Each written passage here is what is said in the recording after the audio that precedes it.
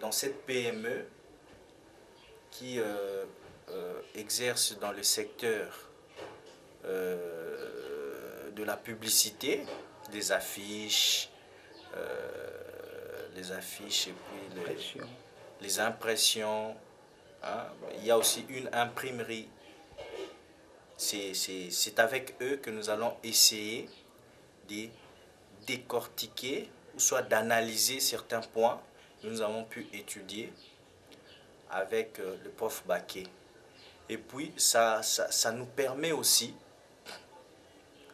de prendre conscience des théories que nous avons pu acquérir pendant le cours. C'est vraiment une... Nous voulons retenir que l'entreprise est constituée des hommes, du matériel, des machines, des moyens financiers, organisés en fonction des activités ou des services dans le but de vendre, de dégager un profit ou d'assurer la pérennité et la croissance de l'entreprise. C'est la capacité d'une entreprise à faire mieux que son concurrent. C'est dans ce cadre-là qu'on a pu avoir un cas d'avantage concurrentiel expliqué ou explicité par notre ami superviseur de notre entreprise hôte, qui est M. Trésor Kaloubi. Comme vous le savez, dans notre cours de politique d'entreprise avec le professeur Bakengela, notre cher professeur qu'on aime beaucoup, il nous a parlé des alliances stratégiques. Les alliances stratégiques qui sont des collaborations entre les entreprises, parfois même concurrentes, mais qui pour le profit, pour leur prestige, peuvent voir dans la même direction, peuvent se diriger dans la même direction. C'est par là que on a aussi palpé, si je peux dire, la réalité. Je réponds au nom de Daniel. Je suis superviseur d'une maison d'Assis New Prince, qui est un centre des services bureautiques, dessin graphique et imprimerie numérique. Alors, à Daci Prince, nous faisons beaucoup de choses. Donc, nous avons beaucoup de choses à faire, donc peut-être que le PIB, nous faisons le PIB avec des affiches, des panneaux publicitaires. Nous sommes plus basés sur l'image. D'autre part, nous faisons aussi tous travaux d'imprimerie. Nous imprimons, nous faisons des livres, nous faisons des agrandissements des photos, nous faisons des conceptions. Donc surtout des conceptions, c'est plus pour des histoires telles que les affiches, les panneaux publicitaires, des invitations et beaucoup de choses. Alors aujourd'hui, nous allons plus parler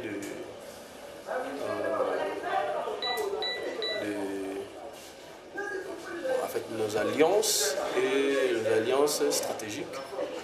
Les alliances stratégiques et les avantages concurrentiels.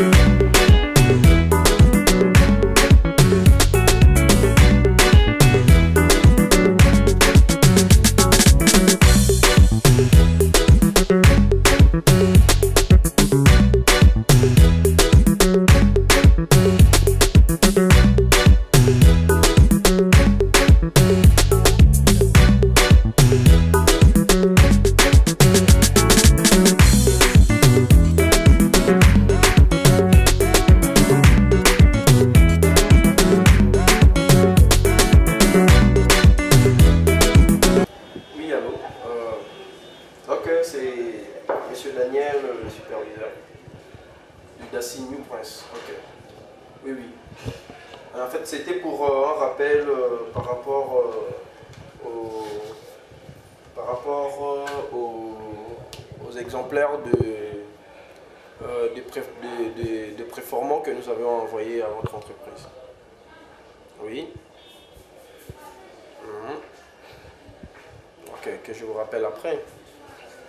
D'accord. Bonne journée. Okay.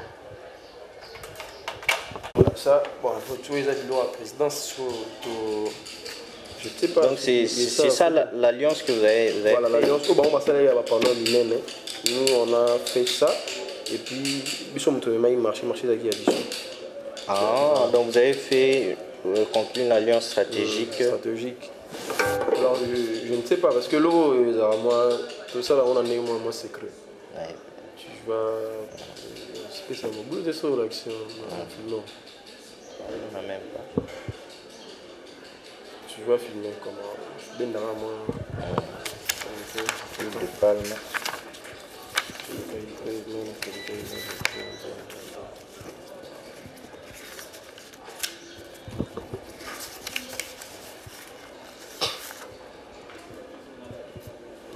Tu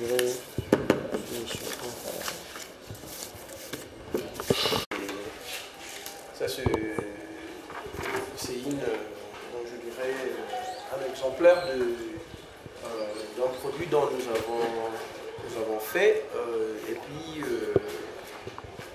nous avons traité avec alliance avec nos partenaires.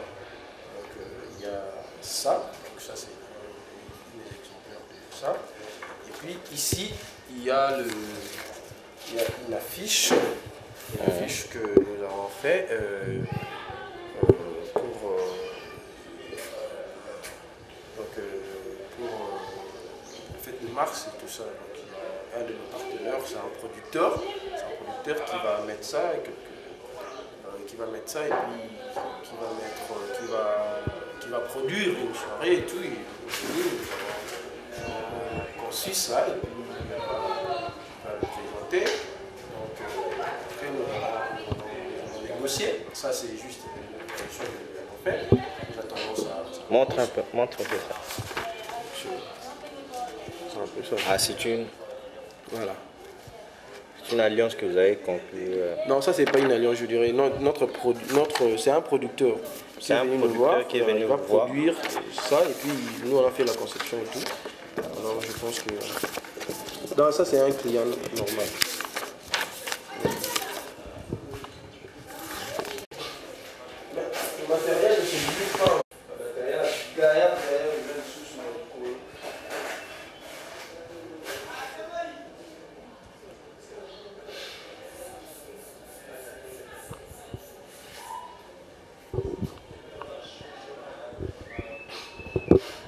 Entreprise de service Internet. Là aussi, vous avez réalisé? Oui. Une entreprise de service Internet. Voilà, donc, et ils auront à présenter ça. faisons les affiches, la conception, et puis au moment venu, nous allons faire de très grands panneaux publicitaires avec eux. Et jusque-là, nous avons les alliances stratégiques. Donc c'est juste des alliances que nous faisons pour faire avancer, évoluer le travail. Donc dans la maison d'Assis Prince, vous avez déjà fait des alliances? Oui, nous avons déjà fait des alliances stratégiques telles que nous avons déjà connu, nous avons déjà eu à faire des alliances avec Canon, avec le Jack, avec la Grâce. Bon, en fait, il y a deux formes d'alliances stratégiques. Donc tout dépend de la manière dont vous le faites. Il y a d'autres manières dont nous travaillons comme collaborateurs associés. Et d'autres manières, c'est de travailler, venir vers eux comme clients, mais clients de manière professionnelle, comme clients considérés comme collègues de même service. Donc c'est un peu ça. Parlez-nous un peu de l'alliance que vous avez fait avec Canon. Bon, l'alliance qu'on a fait avec Canon, c'était plus basé sur de publicité, de pub, donc d'imprimer les affiches de très grande taille, parce qu'on était en défaut de matériel pour imprimer des affiches de très grande taille. Alors nous avons fait notre conception. Notre conception, nous l'avons fait, et puis c'était quelque chose, c'était une pub qui était plus basée sur un réserve de l'huile de palme. Sur un réserve de l'huile de palme. Alors nous l'avons fait ici, nous avons traité avec eux. On a fait un papier, on a écrit sur un papier, un acte d'engagement. On s'est engagé à faire le travail, c'est de partager et puis encaisser de l'argent et puis c'est de partager de manière d'intérêt vis-à-vis de celui qui est venu avec le marché et puis de notre conception et puis du travail qu'ils ont fourni. Donc, nous avons fait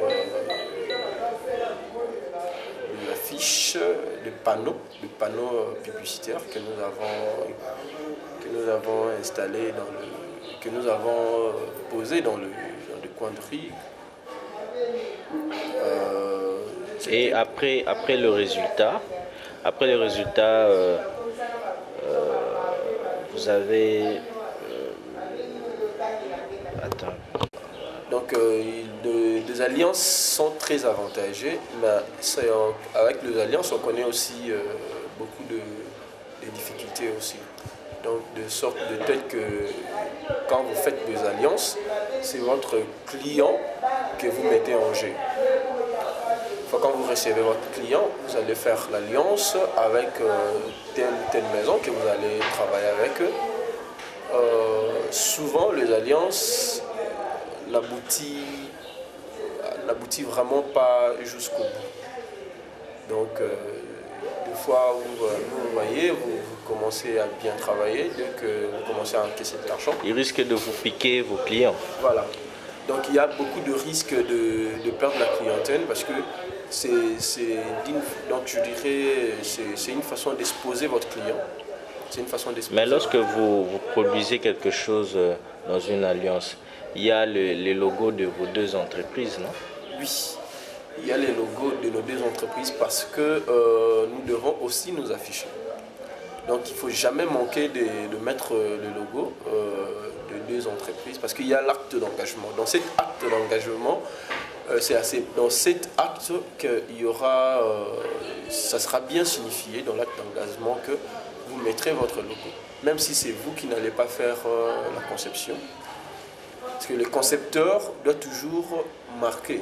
Donc c'est une forme de signature de notre maison. Donc nous mettons notre logo. Même quand c'est eux qui vont imprimer, en grande taille, la taille que nous ne pourrons pas résoudre à ce moment. Nous mettons toujours notre aide. Pour alors éviter les conséquences des alliances telles que le perte des clients ou les difficultés qu'on connaît au moment de partage des intérêts. Alors nous avons modifié un peu notre façon de faire les alliances. Donc on vient se présenter à nos partenaires, à nos anciens partenaires, donc je dirais qu'ils sont toujours nos partenaires, dans le cas où on doit faire des travaux qui sont au-delà de Fox.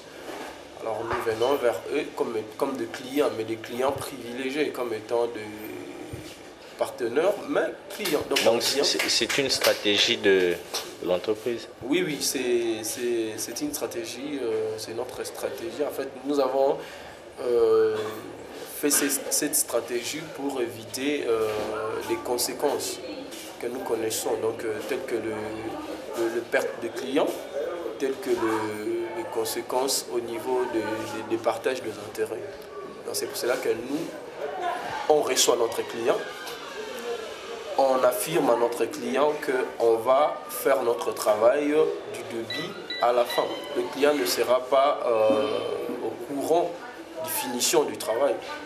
Nous allons faire le travail et puis nous lui donnons un temps. Donc nous donnons un temps record parce que le client aime la rapidité dans le service. Alors nous allons nous débrouiller pendant ces temps à aller voir nos autres collègues, donc nos partenaires. Nous le verrons et puis dans ces cas-là, ils ne mettront pas leur logo. Dans ces cas-là, ils ne mettront pas de logo. Ce sera notre logo. C'est votre logo, mais c'est leur travail. Et ils feront le travail. C'est nous qui venons vers eux comme clients. Donc nous leur payons comme des individus simples qui viennent dans nos entreprises pour faire leur travail. Donc c'est à ce moment-là, nous venons comme leurs clients. Nous payons tous les trois comme des clients normaux. Et puis, ils font le travail. Mais dans notre conception, à ce moment-là, ils ne mettront pas leur logo. Et puis nous, quand on va prendre le matériel, quand on va prendre le travail fait, on viendra présenter à notre client comme si c'était nous qui l'avons fait sans la participation de notre entreprise.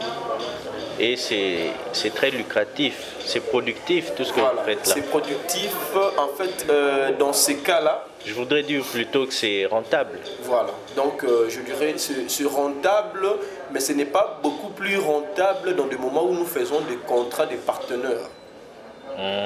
Voilà, c'est pas beaucoup plus rentable parce que quand nous faisons des alliances signées dans un papier, dont le client est conscient que son travail sera fait dans des entreprises. Dans ces moments-là, nous partageons des intérêts soit à 50%, 50%, ou soit à 40%, à 60%. Mais dans l'autre cas, nous encaissons tout l'argent venu de notre client et puis nous allons faire le travail chez notre partenaire comme étant des clients. Alors à ce moment-là, nous payons le droit comme des clients, donc nous ne gagnons pas beaucoup. Mais nous ne gagnons pas beaucoup par rapport à l'autre alliance. Mais seulement, c'est une stratégie pour garder la confiance du client. La confiance du client et le prestige. Voilà, le prestige, l'élégance des capacités. Donc le client sera totalement convaincu que nous sommes capables de réaliser tout son travail. Et votre entreprise opte pour les alliances stratégiques, je vois. Donc, voilà, donc nous avons plus, par rapport à l'expérience que nous avons eue dans les alliances que nous avons fait dans le passé, actuellement nous avons opté pour l'alliance, la deuxième alliance, dans l'alliance de se présenter à nos partenaires comme clients. Voilà. L'avantage concurrentiel et la capacité qu'a une entreprise de faire mieux que son concurrent. Est-ce que vous avez une idée sur l'avantage concurrentiel? En fait, quand nous parlons de l'avantage concurrentiel, c'est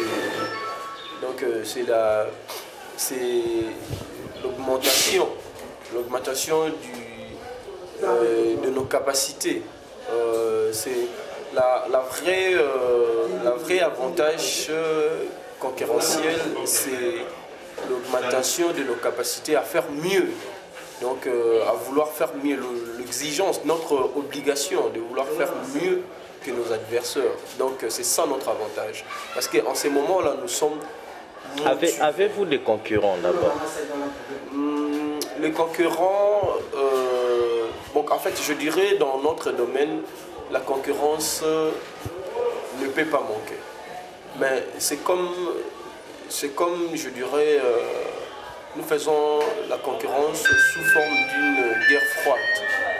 Donc nous ne lançons pas de vie, nous ne nous menaçons pas, mais nous faisons des concurrences selon la qualité de notre travail. Parce que le client doit devoir choisir entre nous et nos concurrents. Alors c'est à ces moments-là, les qualités de notre service, et puis les qualités de notre service et de notre négociation. Parce que le client a toujours le choix. Il a toujours le choix. Au cas où il vient nous voir, nous lui présentons notre travail, nous négocions avec lui. Il vous dit, bon ça va, je ne vous donne pas encore le contrat, mais je vais aller encore voir ailleurs. Et puis de balancer. C'est à ce moment-là que nous sommes obligés de faire un bon travail. Donc, alors, c'est à ce moment-là que faire un bon travail est le fruit d'un bon concurrent. Mais qu'est-ce qui vous permet de vous démarquer de vos concurrents? En fait, ce qui permet de marquer de concurrence, c'est beaucoup plus la qualité du travail. Et puis le savoir-faire et l'expérience. Et puis la modalité de débattre le contrat avec nos clients. Donc, vu l'expérience que nous avons, et puis nous avons des agents qui sont passés dans, je dirais, qui ont été de pièces maîtresses de nos concurrents dans le passé. Vous voyez, donc un agent qui fit une pièce maîtresse de votre concurrent, et puis aujourd'hui il vient vers vous pour travailler avec vous, donc il connaît déjà un peu plus de secrets de votre concurrent, et puis c'est lui qui manœuvrait le machine de votre concurrent au cas où votre concurrent... Donc vous faites le vol de talent? Non, en fait, ce n'est pas le vol de talent, mais donc je dirais, vous savez, le travail, c'est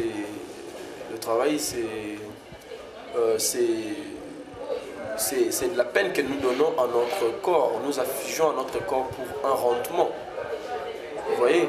Donc, quand nous proposons peut-être mieux à un agent de l'autre côté, donc il a toujours le choix. Vous voyez, quand quelqu'un se sent la liberté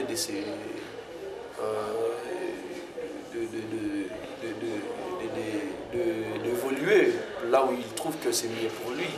Donc, tel que quelqu'un, donc je vais donner un exemple, de sorte qu'il travaillait de l'autre côté, on lui payait une telle somme. Alors, lui, il trouve que par rapport au travail qu'il fait, il mérite peut-être plus, mais de l'autre côté, on ne veut pas élever son salaire. Il vient peut-être nous voir, et puis nous, on lui propose ce qu'il veut, on l'engage, il commence à travailler avec nous. En ces moments-là, il vient avec tout son savoir, donc le technique, le secret, et tout ça, il nous expose ça. Et puis, vous voyez, donc à ces moments-là, ça nous permet de nous démarquer de nos concurrents et puis d'être un peu... Donc c'est un avantage, voilà, votre part. un avantage stratégique, je dirais. C'est un peu ça. Alors, pour notre domaine, dans notre domaine, c'est des pièces maîtresses qui sont les agents. Voilà, c'est parce que la conception, ça s'est fait dans la tête. Et puis le maniement de machines, ça s'est fait aussi dans la tête. Vous voyez, donc c'est quelque chose qui n'est pas facile pour un débutant ou je dirais un amateur. Donc il faut de l'expérience. Quelqu'un qui a déjà fait 15 ans d'expérience de ce travail, il est le grand maître connu de tous. Et quand vous l'avez dans votre entreprise, vous pouvez toujours dormir sous vos deux ailes. Parce que vous voyez, le fait de travailler avec une personne comme ça vous apporte confiance. Et puis quand vous prenez, et puis il faut savoir au moment où vous prenez un agent comme ça, il vous apporte aussi sa clientèle. Vous voyez, parce que le client discute avec l'agent. L'agent lui propose des conceptions de travail. Dans la maison ne fait que produire. Mais le concepteur et l'opérateur, c'est l'agent. Alors quand l'agent part, souvent il a tendance à amener aussi ses clients. Donc ses clients de l'autre côté lui rejoignent parce que la qualité du travail, c'est lui qui le fait. La machine est là, mais c'est lui qui conçoit. C'est lui qui travaille, c'est lui qui fait les balances des couleurs. C'est lui qui fait l'éclaircissement des images. Donc, ils vous ont apporté le savoir-faire. Voilà, il apporte son savoir-faire et ses clients. Vous voyez, donc quand il vient... Donc, ce qui vous donne un avantage concurrentiel sur le marché. Voilà. Le fait que aujourd'hui nous avons beaucoup du mal à nous séparer de nos agents parce que les agents quand ils se déplacent, ils amènent des clients. Il y a beaucoup de baisse quand vous perdez votre agent. Parce que l'agent quand il part, il amène ce client.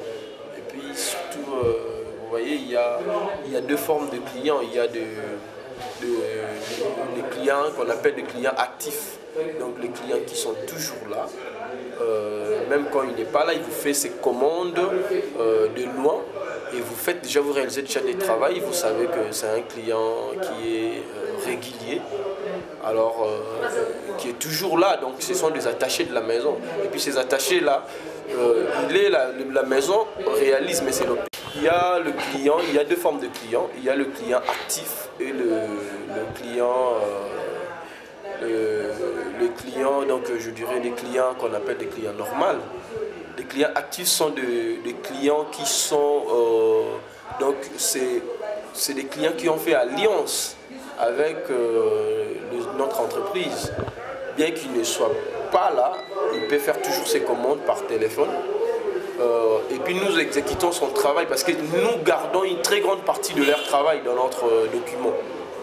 Alors nous gardons leur travail, il suffit seulement qu'ils nous disent faites-moi tel travail, autant du copie. Nous exécutons, nous savons peut-être qu'après son voyage, quand il sera là, il va nous livrer l'argent. Des fois, il paye même à l'avance avant de faire des commandes. Des fois, nous faisons le travail et lui, il paye après. Voilà. Et puis, il y a les clients normaux que nous disons. Là, les clients normaux, ce sont des clients qui arrivent tous les jours. Il y a des clients qui viennent aujourd'hui, ils font le travail et puis ils partent et tout. Donc, et les clients actifs vous donnent un avantage concurrentiel. Voilà. Les clients actifs, comme je disais, l'avantage concurrentiel est plus basé sur la façon de négocier. Alors le client actif, le prix pour le client actif ne sera pas le même par rapport au prix des clients normaux. Vous voyez, donc le client actif, selon les négociations, il y a un prix dédié aux clients actifs. Donc les prix là sont des prix qui sont révisés par rapport au travail qu'il fait. Donc lui, il a déjà son prix. Alors, ce prix-là nous permettra de conserver notre client. Vous voyez? Donc, notre client est conservé. Donc, le fait qu'il ne sera pas... il n'ira pas ailleurs pour perdre, peut-être, vu qu'ailleurs il sera obligé de payer comme des clients normaux.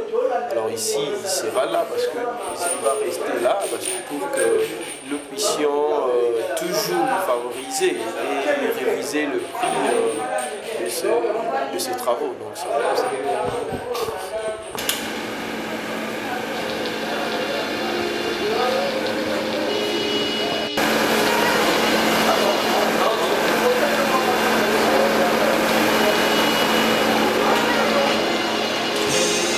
Come on now. Give it to me. Come on now. Obama said, love and money go together. C'est old school inspiration. One don't last without the other. Oui, si. Obama said, love and money go together. C'est old school inspiration. One don't last. Aide de finance, banque et assurance. En parlant du cours de politique d'entreprise, ces cours-là nous a permis à pouvoir bien distinguer certains problèmes qui peuvent survenir dans le marché, soit concurrentiel, monopolistique, etc.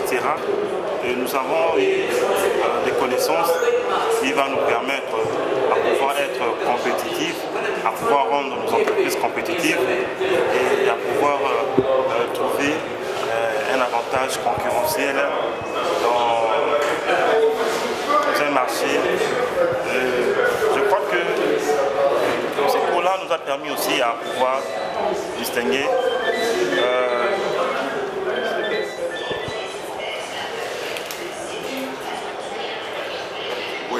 je suis l'étudiant Congo Bangamo Hervé.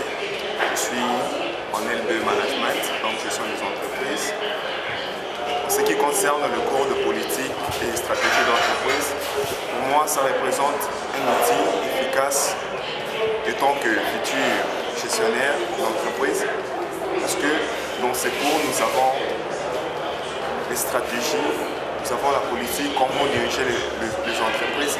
Alors, nous pouvons déjà gérer les entreprises à notre niveau, malgré qu'il y a une théorie dans la tête, mais il reste juste à concilier la théorie et la pratique. Donc c'est un cours très important qui représente beaucoup de choses pour moi, étant que je suis. Et le prof Baké, tu as une question par rapport à la manière de dispenser le cours du prof Bakengela?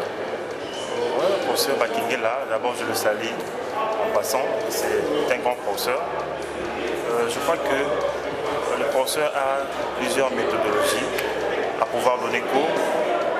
Par exemple, à chaque fois que le professeur arrive, s'il est nécessaire, le professeur compte toujours à projeter des images afin que les étudiants puissent bien comprendre les illustrations par rapport à son cours. Et j'aime aussi sa manière de parler, c'est un professeur éloquent, c'est un professeur qui sait dispenser son cours.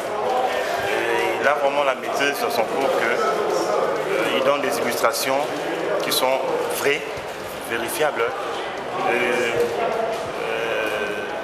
Son support qu'il a conçu, son syllabus, c'est un bon syllabus, il a conçu de manière à ce que les étudiants puissent comprendre et les étudiants puissent distinguer différents problèmes qui peuvent arriver dans le marché d'entreprise. C'est très bien ça.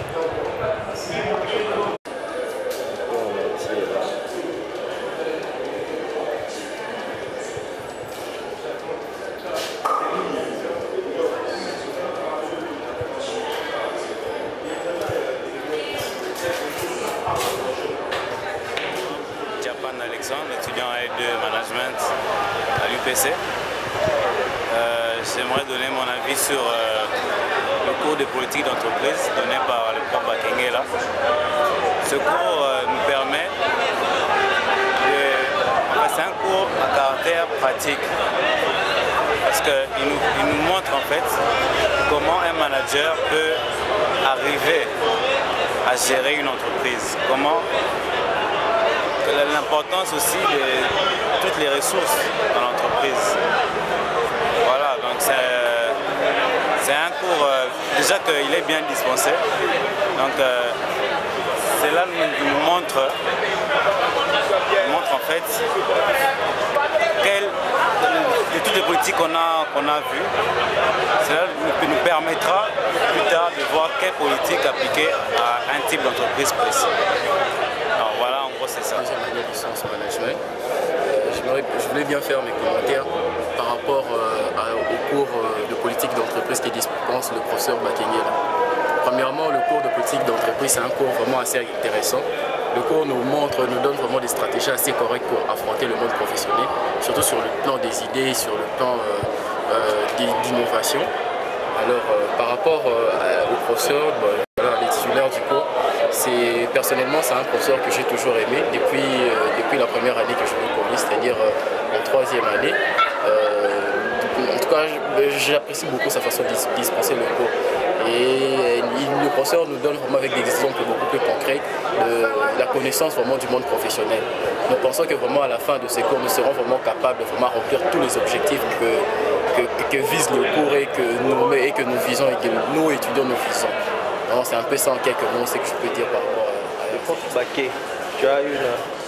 Bon, le professeur Bakengela, là, pour moi, c'est un maître. Puisque si j'ai choisi de faire le management, c'est parce que j'ai connu le professeur Baké en G3 au cours de gestion de ressources humaines. Donc il a représenté quand même, pour moi, c'est comme un maître ou un exemple que j'ai voulu suivre. C'est pourquoi je suis ici en management. Donc si la chance me permet, si la vie permet, mais m'accorde beaucoup de chance, je pourrais le suivre jusqu'à ce que je pourrais devenir aussi professeur comme lui. Kadi Kangoude Antoine. J'aimerais vous faire partager mon expérience en ce qui concerne la politique d'entreprise. Nous savons tous que pour gérer une entreprise, il faut prendre bien sûr le temps de créer des stratégies, chercher des voies et moyens pour arriver à bon port. Qu'est-ce que j'entends par bon port? C'est bel et bien les objectifs qu'on se fixe au sein d'une entreprise. D'où l'importance de la politique d'entreprise. La gestion générale. Le prof Baké donne bien son cours. Il n'est pas vraiment dans la théorie parce que c'est sûr qu'il a remarqué que les étudiants n'aiment pas trop la théorie. Ils s'endorment en écoutant tout ça. Et lui, il a compris ça, alors son cours quand il donne son cours, il donne toujours des exemples qui nous permettent de comprendre la théorie et ce qui se passe dans la vie, dans la société, les entreprises en réalité. Quoi. Voilà. Merci beaucoup. Merci. Le prof, en ce qui concerne le professeur Bakengela, qui est le titulaire du cours de politique d'entreprise, il faut souligner que c'est parmi les élites de l'université protestante au Congo. Il est parmi les étudiants, les rares étudiants qui font la fierté de l'université au sein de l'université. Parce qu'il y a plusieurs qui font la fierté de l'université, mais en dehors. Il est parti, il a fini ses études à l'UPC, il est parti à l'étranger et puis il est revenu pour prendre la relève. Parce que c'est très important en ce qui concerne le corps éducatif.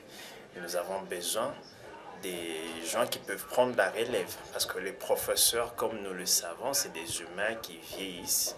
Alors nous avons besoin d'une relève. D'où en ce qui concerne la façon dont le professeur dispense son cours, il faut quand même souligner qu'il a plutôt un style nouveau. Il il est plus dans ce qu'on appelle l'approche personnelle de l'étudiant. Qu'est-ce que j'entends par là? C'est qu'il veut associer l'étudiant dans tout ce qu'il entreprend, dans tout ce qu'il donne comme cours. Il associe l'étudiant.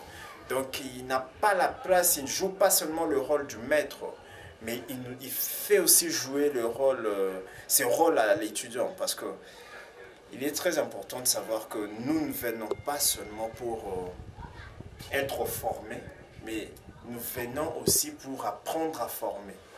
Donc, il a un style qui est plutôt nouveau, un style qui est plutôt basé sur le travail individuel. Chaque étudiant se sent impliqué en ce qui concerne les cours du professeur Bakengeli. Voilà en quelques mots, en quelques phrases, ce que